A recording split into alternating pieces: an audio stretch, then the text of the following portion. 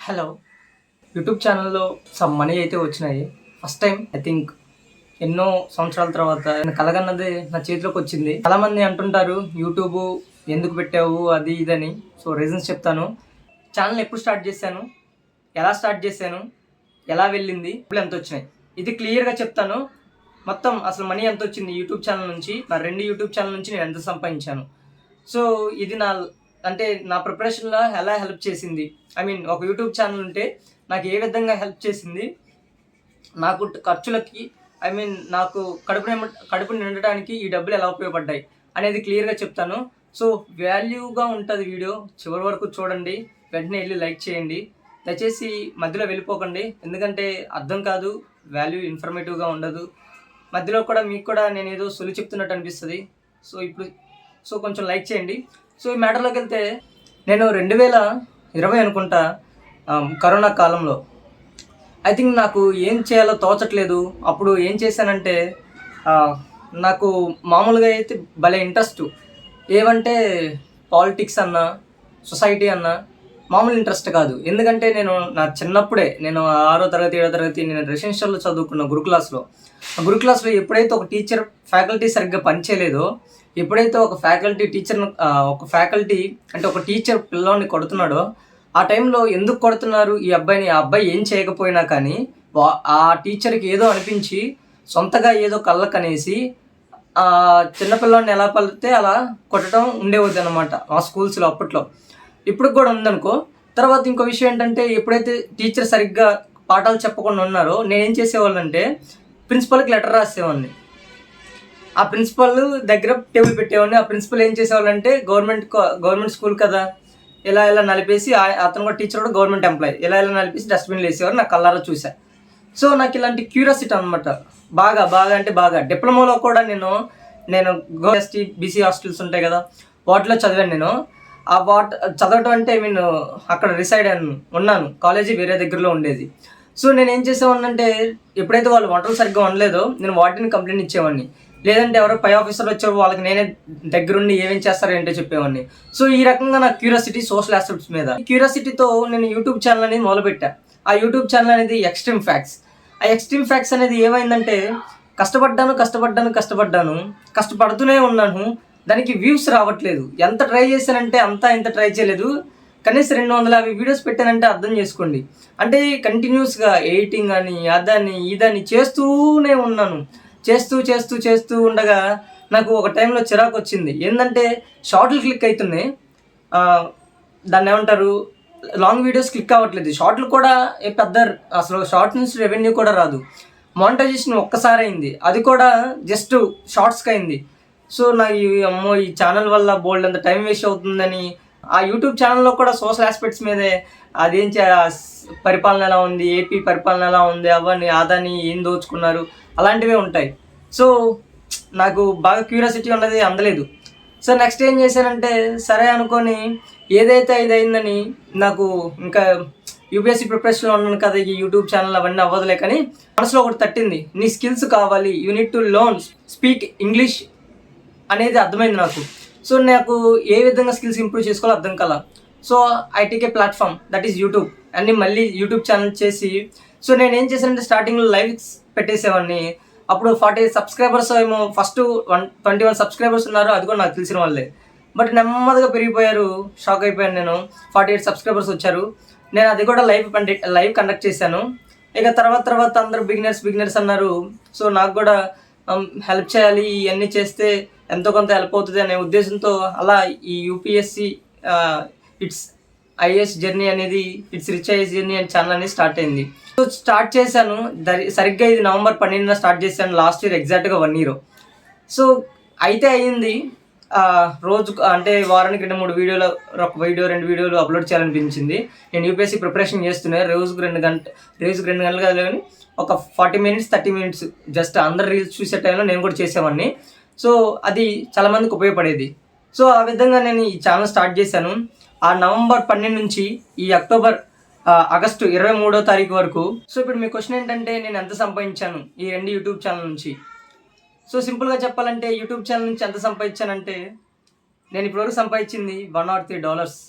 అంటే ఆల్మోస్ట్ ఒక 8,000 ఉంటాయి. 80 రూపాయల చొప్పున వేసుకున్నా కానీ, డాలర్ వచ్చేసరికి 80 రూపాయల చొప్పున వేసుకున్నా కానీ $80 వస్తాయి. సో నా సంపాదన అది, ఐ మీన్ యూట్యూబ్ నుంచి.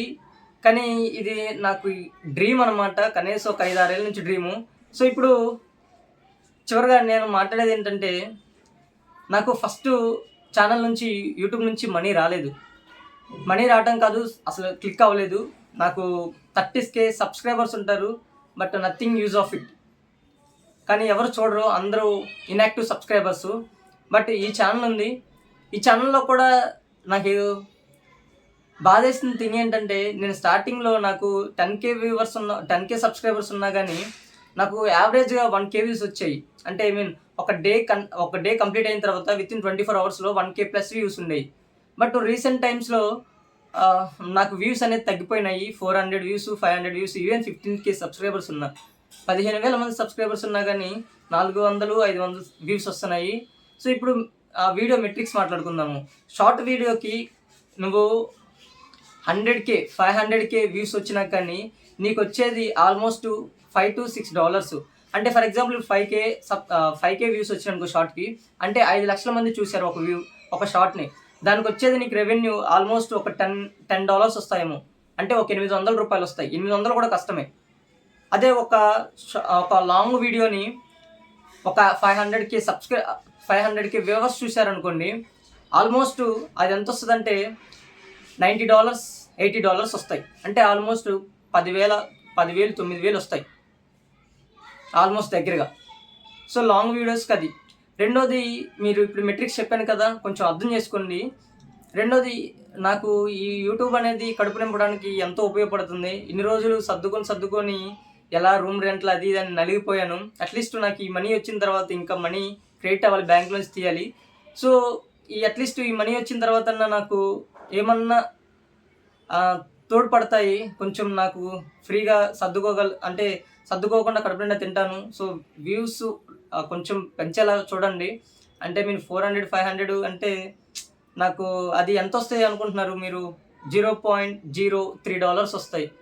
అంటే అదే నేను 1K వ్యూస్ వచ్చి నాకు యావరేజ్గా, అంటే ఐ మీన్ అప్పుడు పెట్టుకున్నప్పుడు నాకు యావరేజ్గా ఎంత వచ్చాయంటే 0.98, అంటే ఆల్మోస్ట్ $1 దాకా వచ్చాయి. అలా నేను వారం మొత్తంలో ఒక 2-3 వీడియోలు అప్లోడ్ చేసిన ఒక $3 వచ్చాయి 1K వ్యూస్ ఉంటే. $3 అంటే ఆల్మోస్ట్ 1 మంత్ మొత్తం మీద వారానికి 3 వీడియోలు చేశానంటే 4 వారాలు, 4 మూడు 12, 12 మూడు ఎంత? 36. సో ఈ విధంగా $36 అలా 3 నెలలకి నాకు ఒక డబ్బులు ఒక 7-8 అలా వస్తాయి. సో అర్థం చేసుకోండి, ఎవరైతే కొంచెం హెల్ప్ చేయాలనుకుంటున్నారో నాకు ఈ విధంగా మీరు వీడియో ఎప్పుడు వస్తే అవి చూడండి. ఇన్ఫర్మేటివ్గా లేకపోతే అన్సబ్స్క్రైబ్ చేసుకోండి ప్లీజ్. డార్మెంట్గా ఉండకండి, ఇన్యాక్టివ్గా ఉండకండి. ఎందుకంటే యాక్టివ్గా ఉండే సబ్స్క్రైబర్స్ అనేది, యాక్టివ్గా ఉండే ఎవరైతే ఉంటారో, ఎవరైతే ఎంకరేజ్ చేస్తారో, ఎవరైతే చూసి ఇది మంచి ఇది చెడు అని చెప్తారో వాళ్ళైతేనే బెటర్, వాళ్ళైతేనే ఫ్రెండ్స్, వాళ్ళైతేనే రియల్ సబ్స్క్రైబర్స్ నాకు తోడ్పడేది. మిగతా వాళ్ళంతా డార్మెంట్గా ఉంటే, ఐ మీన్ ఇన్యాక్టివ్గా ఉంటే ఉపయోగం లేదు. సో అర్థం చేసుకోండి. సో ఇప్పటివరకు నాకు ఇంత కనీసం ఒక 7,000, 8,000 నాకు వచ్చినాయంటే ప్రతి ఒక్కరికి థ్యాంక్ యూ సో మచ్. అసలు దానికి ఎలా థ్యాంక్ యూ చెప్పాలో కూడా తెలియదు. స్టార్టింగ్లో నాకు ఒక 2-3 బాగా సపోర్ట్ చేశారు. వాళ్ళు ప్రస్తుతానికి లేరు, ఛానల్లో చూడట్లేదు. బట్ ఇప్పుడు మాత్రం నేను వాళ్ళందరికీ చెప్తున్నాను, స్టార్టింగ్ నుంచి ఇప్పటివరకు నన్ను సబ్స్క్రైబ్ చేసిన ప్రతి ఒక్కరికి, అంటే ఈ అన్న ఎలాంటోడు, ఈ తమ్ముడు ఎలాంటోడు, సో మనం చూడాలి, ఇన్ఫర్మేటివ్గా ఉంది అని సబ్స్క్రైబ్ చేసిన ప్రతి ఒక్కరికి నేను మళ్ళీ ఎంతో కృతజ్ఞత ఉంటాను. మళ్ళీ మీకు ఎలాంటి డిసప్పాయింట్ లేకుండా ప్రతిసారి వీడియో చేస్తూనే ఉంటాను. సో నాకు దానికంటే ముందు నేను బోల్డ్ అండ్ స్కిల్స్ నేర్చుకోవాలి. ఒకటని కాదు, నాకు పబ్లిక్ స్పీకింగ్ అనేది రావాలి. అసలు ప్రతి ఒక్కరికి, యూపీఎస్సీ ప్రిపరేషన్ చేసే వాళ్ళకి ప్రతి ఒక్కరికి స్పీకింగ్ అనేది చాలా అవసరం. అనలిటికల్ స్కిల్స్, బోల్డ్ అంతే అనలిటికల్ స్కిల్స్, పర్జ్యూరెన్సీ, అసలు ఎంత హార్డ్ వర్క్ చేస్తే సరిపోదు కదా, బోల్డ్ అంత హార్డ్ వర్క్ చేస్తాము. రకరకాల స్కిల్స్ రావాలి, analytical skills, thinking, critical thinking, ఆ రకమైన ఇమాజినేషన్ బోల్డ్ అంత ఉండాలి. సో అల్టిమేట్గా అవి గోల్ పెట్టుకుంటే ఆటోమేటిక్గా ఐఏఎస్ అనేది సింపుల్గా వస్తుంది. ఈ ఇయర్ కాకపోతే నెక్స్ట్ ఇయర్ కాకపోతే ఇంకో నెక్స్ట్ ఇయర్. ప్రిపరేషన్ ఎక్స్పీరియన్స్ మారుతున్న కొద్దికి మనకి ఐఏఎస్ అవుతామనే కాన్ఫిడెన్స్ వస్తుంది. ఓకేనా? ప్రస్తుతానికైతే నేను చెప్పేది ప్లీజ్ సపోర్ట్ అండ్ నాకు నా జీవనాధారానికి కొంచెం హెల్ప్ చేయండి, ఉపయోగపడుతుంది. సో ఎవరైతే నా మెంబర్షిప్ తీసుకుంటున్నారో, జాయిన్ అవుతున్నారో వాళ్ళందరికీ నేను తప్పకుండా హెల్ప్ చేస్తాను. మళ్ళీ చెప్తున్నాను, మీకు చిన్న డిసప్పాయింట్ కూడా ఉండదు. నేను ఏదైతే కోచింగ్లో నేర్చుకున్నానో అవన్నీ నేను ఫ్రీగా చెప్తాను మెంబర్షిప్ తీసుకున్న వాళ్ళకి.